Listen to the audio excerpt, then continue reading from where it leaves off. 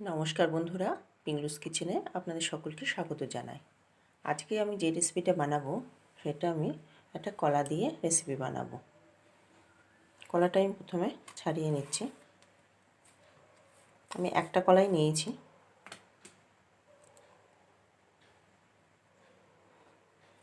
এই কলাটা ফ্রেশ আছে, কিন্তু অনেক সময় কি হয়, বাড়িতে কলা আসে, শেষের দিকের কলাগুলো এমন হয়ে যায় যে দাগ হয়ে যায়, খেতে ইচ্ছা করে না, একটু নরম বেশি হয়ে যায়, খেতে ইচ্ছা করে না।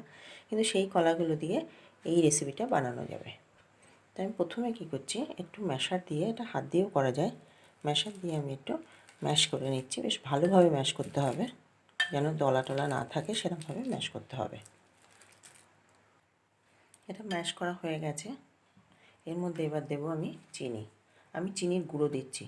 চিনি দিলে সাধারণত চিনিটা মেল্ট হতে অনেকটা দেরি হয়, সেই জন্য আমি চিনির গুঁড়ো দিয়ে দিচ্ছি। আমি কতটা কী দিচ্ছি সব ডেসক্রিপশন বক্সে থাকবে। তো প্রথমে আমি এবার ভালোভাবে এটার সঙ্গে চিনিটা মিশিয়ে নেব।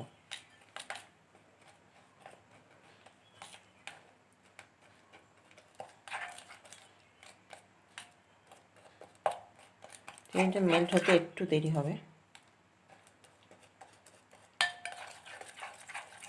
কলাটা কিন্তু খুব ভালোভাবে ম্যাশ হয়েছে, একটু গোটা নেই। এইভাবেই কিন্তু ম্যাশ করতে হবে। এখানে আমি নিয়েছি এলাচের গুঁড়ো। এলাচের গুঁড়োটা আমি দিয়ে দিচ্ছি।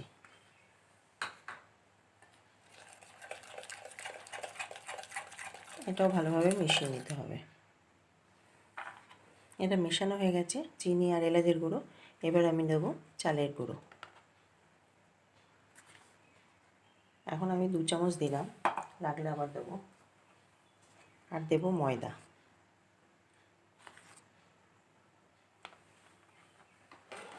দিয়ে আমি ভালোভাবে মিশিয়ে নেব।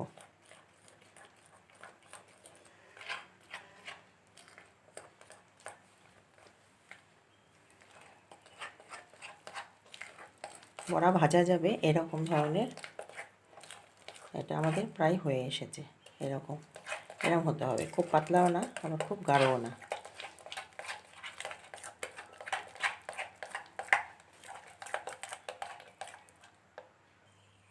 তেল গরম হয়ে গেছে, আমি এটা দেখার জন্য একটুখানি ছেড়েছিলাম।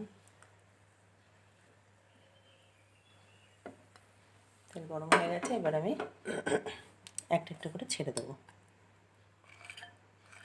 এটা হাত দিয়েও ছাড়া যায়, আমি এটা চামচ দিয়ে ছেড়ে দিচ্ছি।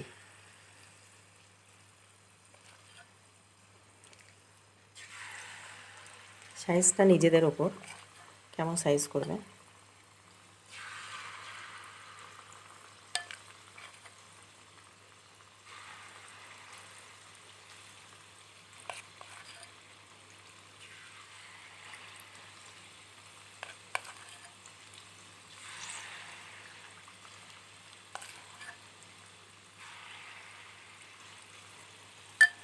আমি এইটুকুনিই রাখলাম, নাহলে গায়ে গায়ে লেগে যাবে।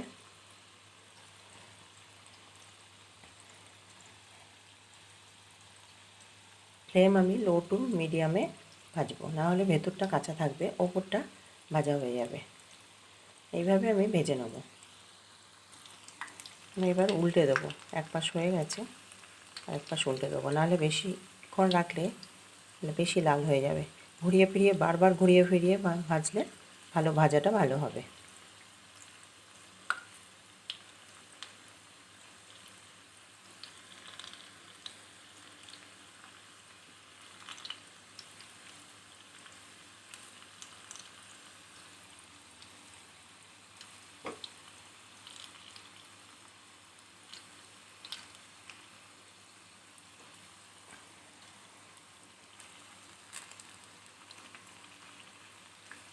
এর মধ্যে একটু সুজিও দেওয়া যায়, আমি সুজি দিইনি, চালের গুঁড়ো আর ময়দা দিয়ে করেছি।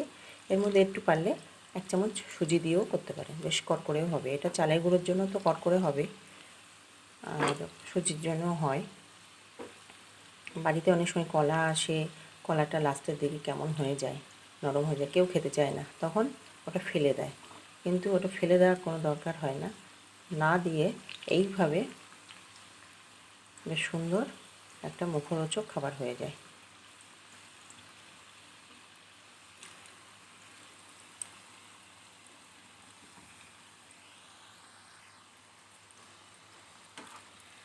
এটা হয়ে গেছে, আমি এগুলো উঠিয়ে নিচ্ছি। ভালোভাবে তেলটা ছেঁকে নিয়ে উঠিয়ে নেব।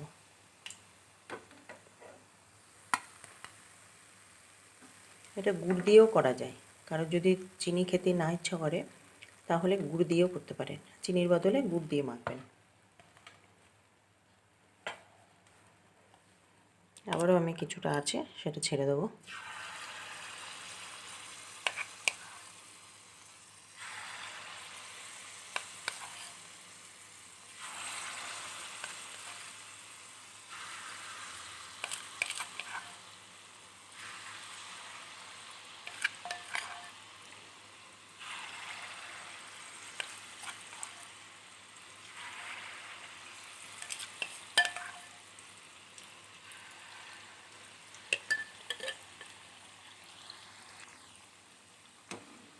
এগুলো এক পিঠ হয়ে গেছে, আমি উল্টে দিচ্ছি। বেশি দিলে, আমার অল্প ছিল বলে আমি দিয়ে দিয়েছি, কিন্তু বেশি দিলে উল্টাতে খুব অসুবিধা হয়।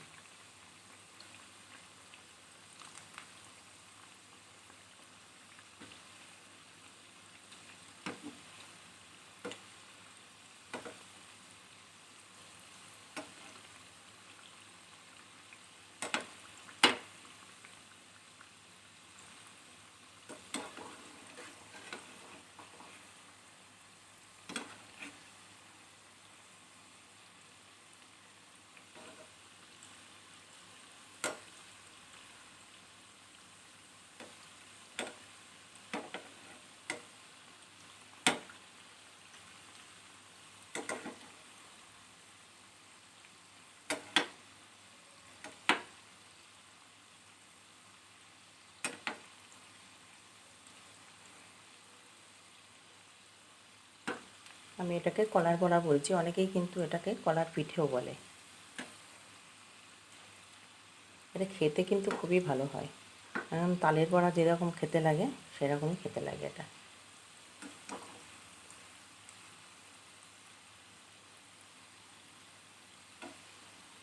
এইভাবে আমি উল্টে পাল্টে ভেজে নেব। এটা হয়ে গেছে, এবার আমি তেল ছড়িয়ে গ্যাস বন্ধ করে দিচ্ছি, দিয়ে তেল ছড়িয়ে উঠিয়ে নিচ্ছি।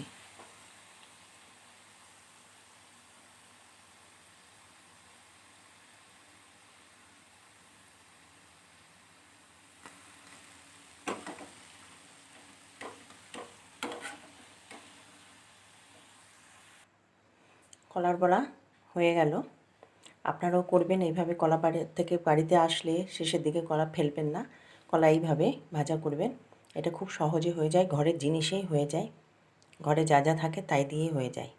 তো আপনারা করবেন। আর আমার এই রেসিপিটা যদি আপনাদের ভালো লাগে তাহলে অবশ্যই লাইক করবেন, শেয়ার করবেন, কমেন্ট করবেন, আর আমার চ্যানেলকে সাবস্ক্রাইব করতে একদম ভুলবেন না। আজকে তাহলে আসি, অন্য কোনো রেসিপি নিয়ে অন্য দিন হাজির হয়ে যাব। ভিডিওটা দেখার জন্য অনেক অনেক ধন্যবাদ।